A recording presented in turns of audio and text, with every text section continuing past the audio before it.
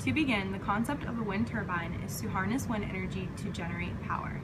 It all began as early as 5000 BC when Egyptians used wind energy to propel along the Nile River. As time went on, humans started relying on windmills for pumping water, grinding grain, and cutting wood at sawmills. Now windmills have evolved into wind turbines, converting the kinetic energy in the wind into clean, renewable electricity.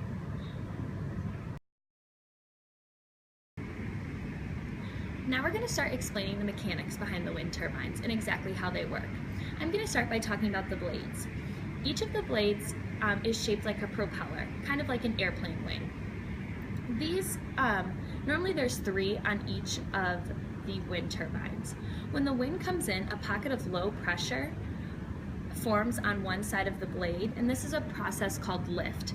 The low pressure begins to push one side of the blade, causing the rotor to spin. The rotor is right here inside the nacelle.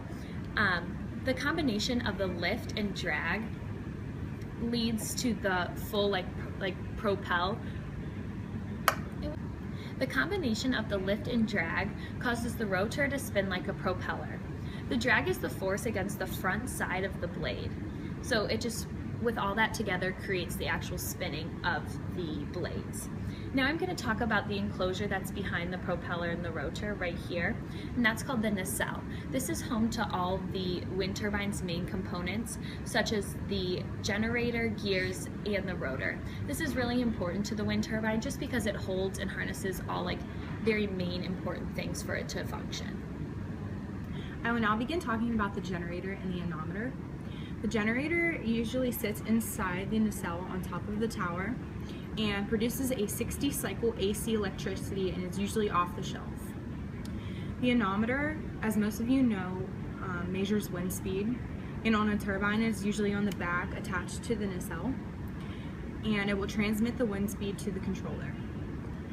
Alright, so the wind vane will be located back here, and the wind vane is pretty much just used to locate the direction the wind is coming from, and that information will be given to the yawn, which will actually turn the turbine in the direction of the wind to get the maximum amount of wind energy to be used. And we also have the towers here, which they tend to be made from steel, sometimes even concrete, because they need to be very sturdy, because the taller the wind turbines get, so the tower practically just needs to be taller, because as the height increases, the wind speed also increases. So now let's bring the diagram into Kent State. If we do end up being able to get wind energy onto Kent State, they will be smaller turbines, because when a turbine is generating electricity for a building and is closer to that building, those turbines tend to be smaller, normally about 100 kilowatt turbine. And this will make up a lot of the energy on campus. So we talked about having it near the student center, which if we were able to power the student center with just a wind turbine, that would be great. And it would just be a lot cleaner and more sustainable energy. But this does come with a cost. The 100 kilowatt turbines normally cost about $350,000. However, the installation and upkeep will even cost more. But the government will help with grants, and these grants will just make it a whole lot easier to finance and a lot easier to get this project off the ground.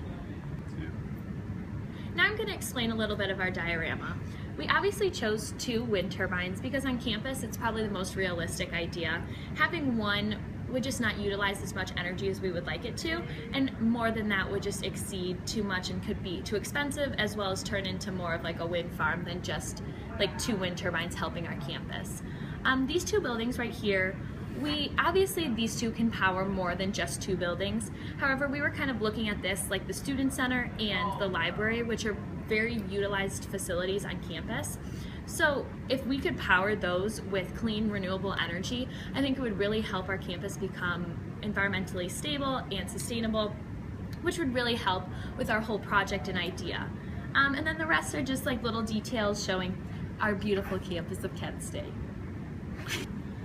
Now I'm going to give an example of a school that's in northeastern Ohio that is utilizing a wind turbine on their campus. This is Kenston High School, and it's in Bainbridge, Ohio, which is just about like 40 minutes away from here. In 2006, they brought the idea to their district, bringing a wind turbine onto campus to utilize as much energy, like clean energy, as they can. They actually got like a good-sized grant from the government to allow them to do this, just so that they can support it and pay for it in full. This has been a very successful project. The wind turbine actually powers 90% of the entire school's electricity. This just is an astounding statistic, just because it shows exactly how clean that school can be and how like we can bring that to Kent State. And if we have 2 of them, think about all the buildings we could power with clean and renewable energy. Overall, we're really excited about this project, and hopefully one day at Kent State University this can come true.